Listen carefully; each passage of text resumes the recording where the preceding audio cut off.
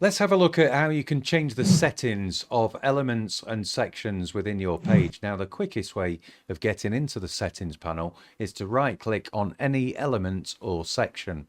And this pops up this side menu here. Now, on the General tab, this will change depending on what element you've got selected. So, for example, I've got a button selected at the moment, and here I can change the button typography, the button type, the button link, and the background, for example.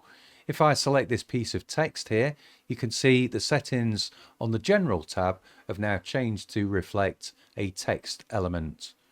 I can also click on a blank area of any section, and this allows me to change the section settings. For example, I can expand the height of the section using the row counts just here. I've just clicked into it, and that was me just using the up and down arrows to change the section height.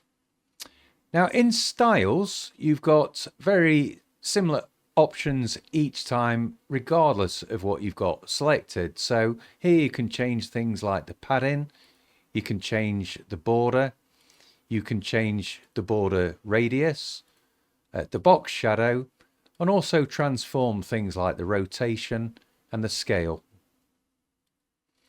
In the advanced section, this is where you can change the animations, the hover transitions, the visibility and positions, conditions such as whether a user is logged in or not.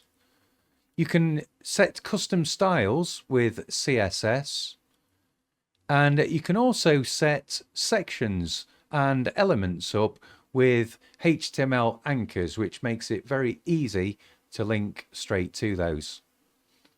And finally, in the content tab, again, this will change depending on what you've got selected, but this will enable you to make changes to the content of whatever it is you've got selected.